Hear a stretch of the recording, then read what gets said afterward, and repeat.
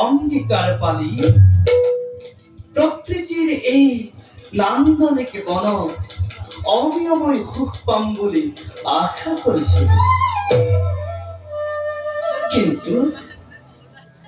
কিন্তু এতিয়া অন্য এক চিন্তাই মোৰ মন প্ৰাণ বিহ্বল কৰি তুলিছে ভাই প্ৰিয়ে মই লক্ষ্য কৰিছো আপোনাৰ মনৰ আনন্দ আৰু শান্তি ক্ৰমশ নাইকিয়া হৈ পৰিছে ভালদৰে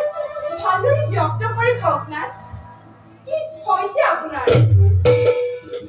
দাদা ভাই তোমাৰ অশান্তিৰ কাৰণ ব্যক্ত কৰা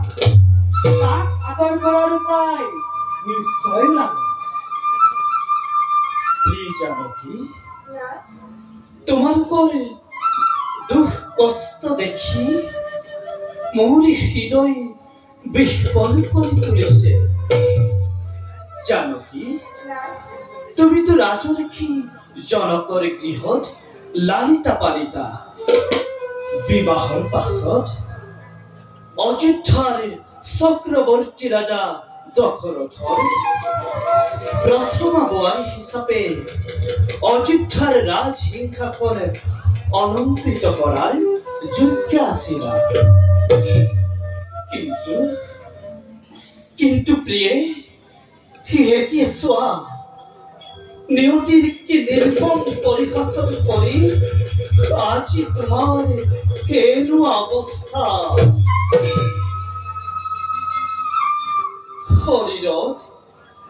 শৰীৰত জীৰ্ণ বস্ত্ৰ তথা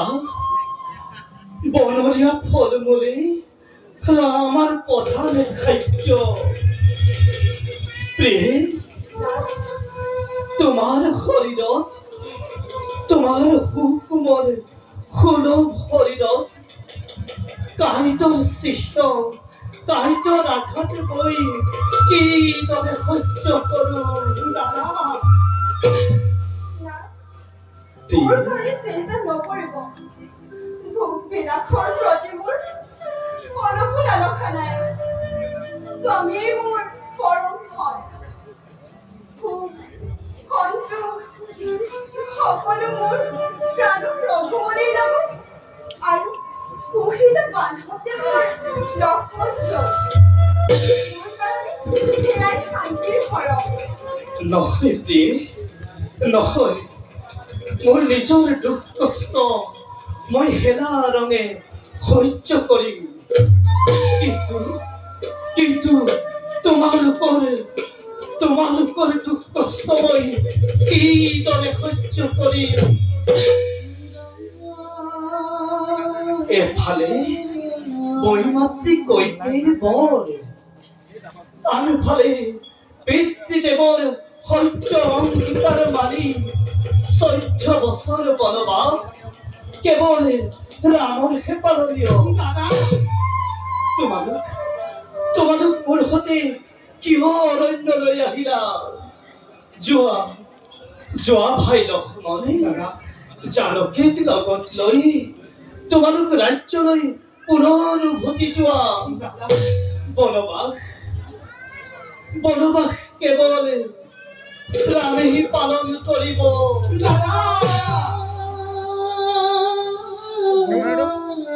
দাদা লক্ষ্মণী তোমাৰ সত্য আদৰ্শই আমাকো বনবাস খাটিবলৈ বাধ্য কৰালে লোকে শৰীৰৰ ৰক্ত দিও ৰাজভোগ অধিকাৰ কৰে কিন্তু তুমি পুৰুষাৰ্থ হিচাপে লাভ কৰা পিতৃৰ হিংসাখন স্ব ইচ্ছাৰে ত্যাগ কৰিলা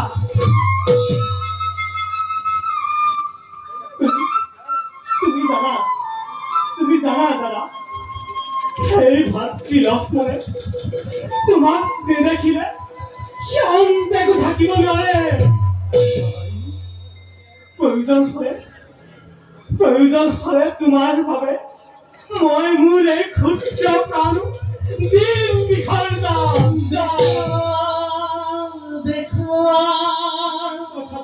সৰ্ব নিজ ৰাজ্যলৈ উভতি নাযাওঁ দাদা, নাযাওঁ। মোৰ প্ৰতি তোমাৰ অকৃত্ৰিম ভাতৃ স্নেহ সঁচাকৈ শলাগ নলৈ নোৱাৰো। কথা ভাই, জগতত এনে ভাতৃ স্নেহ সঁচাকৈ বিৰল।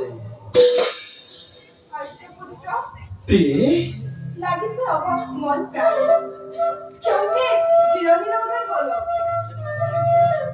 সঁচাকৈ দাদা, পথ পৰিশ্ৰমী হৃদয় আৰু